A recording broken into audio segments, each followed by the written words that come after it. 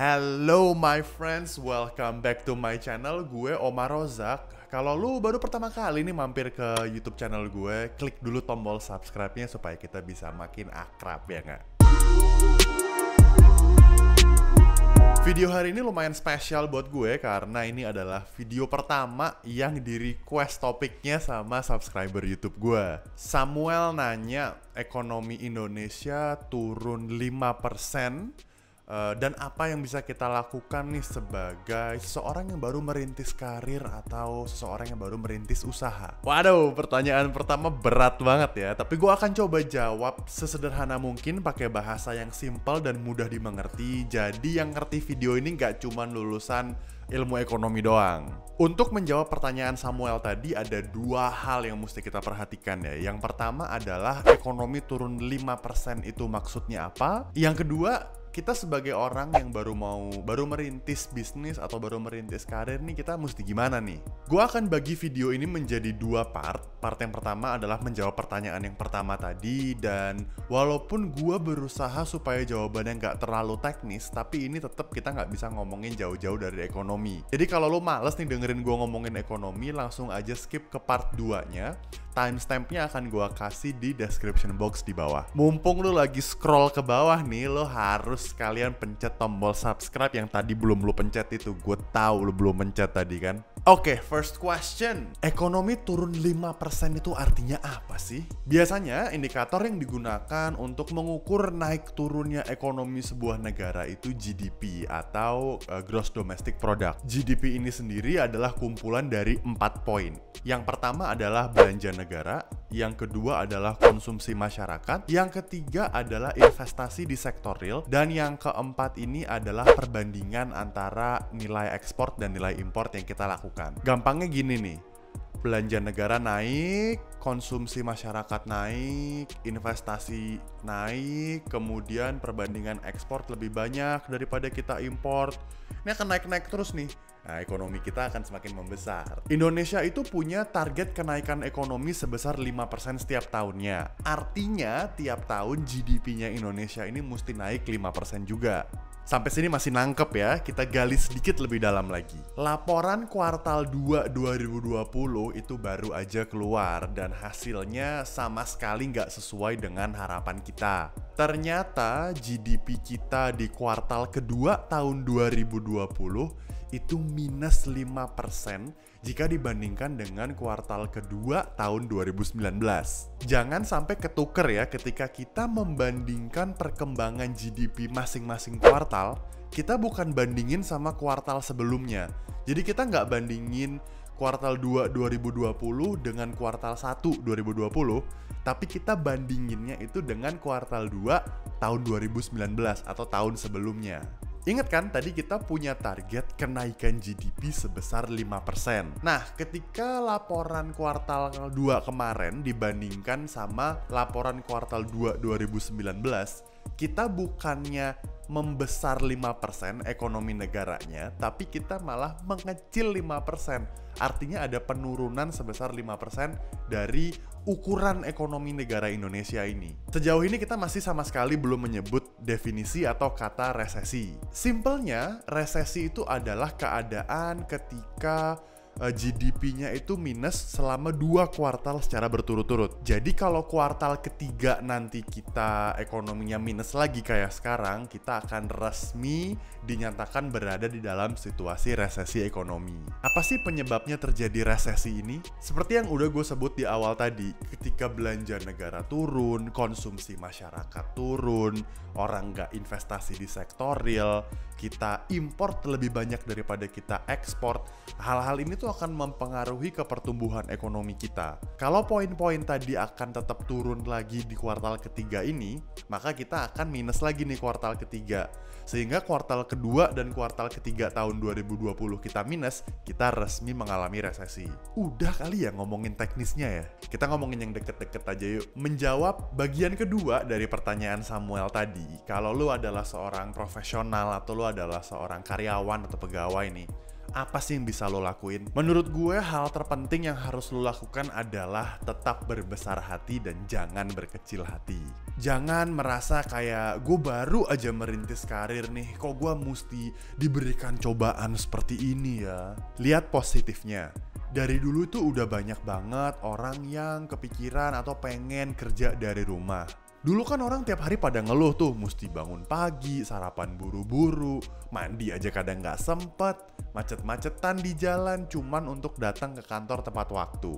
Sekarang udah banyak banget perusahaan yang mulai terbuka matanya bahwa ternyata kerja dari rumah itu bisa-bisa aja dan outputnya juga tetap bagus. Jadi kita bisa lebih efisien dalam menggunakan waktu. Selama jam kerja ya kita kerja selayaknya pegawai, tapi di luar jam itu kita jadi punya lebih banyak waktu untuk dihabiskan bersama keluarga, atau kita juga punya lebih banyak waktu untuk mengasah skill atau hobi kita. Syukur-syukur kita bisa menggunakan hobi ini untuk mendapatkan uang tambahan juga. Kalau kantor emang mengizinkan untuk work from home dalam waktu yang cukup panjang, kita bisa agak kreatif nih dengan pengeluaran kita. Misalnya, kita nggak perlu lagi ngekos di area deket kantor, atau kita nggak perlu lagi tempat tinggal di area-area premium. Kita bisa geser sedikit atau bahkan pindah ke kota yang lebih murah sekaligus. Artinya, kita bisa cari tempat tinggal yang mungkin nyamannya sama seperti tempat tinggal yang kita tinggali sekarang, tapi harganya nggak usah semahal yang sekarang ini, karena kan kita nggak perlu lagi tinggal di deket kantor. Belum lagi kalau memungkinkan untuk kalian pulang ke rumah orang tua. Menurut gue selama mengikuti protokol kesehatan dan ini nggak merugikan siapapun, why not? Tapi tentunya uang yang tadinya mesti lo pakai buat bayar kosan, ya jangan dihambur-hamburkan juga. Kan kita tujuannya di sini mau cut cost. Kalau lo adalah seorang pengusaha, yang harus lo sadari adalah semua orang tuh sekarang mengalami krisis yang sama, termasuk kompetitor lo juga. Waktu awal-awal pandemi kemarin, gue dan partner gue memutuskan daripada kita stres nih mikirin pandemi, mendingan kita menggunakan waktu yang kita punya ini untuk bebenah hal-hal internal yang tadinya agak terbengkalai karena kita mesti gaspol terus kan tiap hari. Biasanya semua bisnis tuh lari 100 km per jam kan, sedangkan gue sebagai pendatang baru, kalau gue mau catch up dengan orang-orang yang udah mulai duluan, gue mesti lari 150 km per jam. Tiba-tiba COVID. Karena COVID, semua bisnis berhenti nih kira-kira 0 km per jam. Jadi gue sekarang punya waktu untuk membenahi internal perusahaan gue, tanpa perlu khawatir gue akan ditinggal oleh kompetitor-kompetitor gue, karena sama-sama lagi nggak bisa lari kan. Poin kedua yang mau gue sampaikan ke teman-teman pemilik usaha adalah, di saat-saat sulit seperti ini, sebaiknya kita nggak terlalu meromantisir bisnis kita. Sebaiknya objektif aja lah. Kalau emang bisnisnya itu rugi besar, ayo coba kita evaluasi. Bisa nggak kita rubah bisnis modelnya? Atau kita cari revenue stream lain untuk menambah pendapatan perusahaan? Kalau nggak bisa, apakah bisnis ini bisa kita bekukan sementara sampai keadaan membaik? Artinya sekarang tutup dulu tapi nggak permanen. Nanti kalau udah membaik ya kita buka lagi operasionalnya. Atau jangan-jangan sebenarnya dari sebelum pandemi ini pun bisnisnya udah hidup segan mati tak mau. Sekaranglah saat yang terbaik untuk mengevaluasi rencana bisnis kita. Gue kemarin sempat ngobrol-ngobrol dengan Coach Tom. Shout out to Tom McIfle. Kalau kalian suka dengan konten-konten yang kayak gue omongin ini, kalian mesti banget follow Instagramnya, gue tulis di sini ya. Menurut beliau, bisnis yang udah boncos terus dan lebih murah untuk ditutup daripada dipertahankan, mending ditutup aja sekalian. Gue cukup setuju sih sama yang dia bilang. Tapi kalau bisnisnya masih bisa sustain, mungkin marginnya tipis, atau mungkin gak ada profitnya, hanya cukup untuk mengcover biaya operasionalnya aja, menurut gue sih layak untuk dipertahankan. Sebagai pemilik usaha kan kita tahu, kadang-kadang kita di bawah, kadang-kadang kita di Bali. Nah sekarang kita lagi di bawah nih, jadi kita harus tetap berjuang dan kita harus tetap kreatif gimana caranya supaya bisnis kita tuh bisa sustain. Oh iya, soal resesi-resesi ini pun, kalau nanti kita benar-benar resesi, nggak usah takut kayak mau kiamat gitulah. Negara berkembang emang biasanya punya target kenaikan GDP sekitar 5-10%. Logikanya, karena ketika ekonomi negara itu masih kecil, itu lebih gampang buat digedein. Sebaliknya, negara-negara yang udah termasuk negara maju atau ekonominya udah gede, mereka akan kesulitan tuh untuk mencapai kenaikan 5% tiap tahunnya. Contoh aja nih, Uni Eropa mereka kenaikannya rata-rata 1% setiap tahun di samping anomali-anomali. Contoh lain yang lebih ekstrim, Jepang, malah mereka tuh naik turun terus growth-nya. Jadi tahun ini positif, tahun depan negatif, tahun ini positif, tahun depan negatif. Indonesia sendiri kan sekarang udah resmi jadi negara maju nih, bukan negara berkembang lagi. Jadi menurut gue wajar-wajar aja kalau agak susah from time to time untuk kena 5% growth GDP ini. Itu tadi adalah jawaban-jawaban aman gue lah ya kira-kira. Nah sekarang jawaban yang bener-bener dari lubuk hati gue yang paling dalam. Sedap.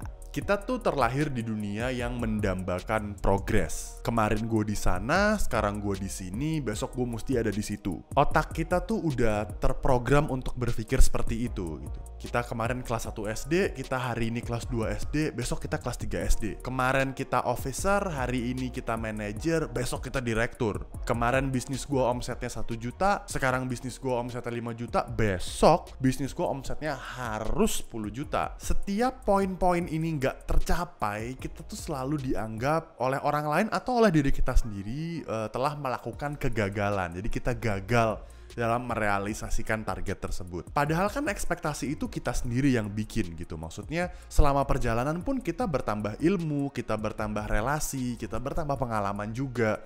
Jadi sebenarnya untuk bilang kita gagal itu kok agak sadis ya. Tahun ini kita kayak dikasih kelonggaran untuk mensyukuri apa yang udah kita punya. Kita kayak dikasih kesempatan untuk benar-benar mencari tahu apa sih yang diri kita inginkan. Lebih dari itu, kita juga punya waktu untuk bertanya yang paling penting dan yang paling berharga untuk kita tuh apa sih? Siapa tahu selama ini tuh kita sibuk banget kerja mulu mencapai mimpi itu tadi kan.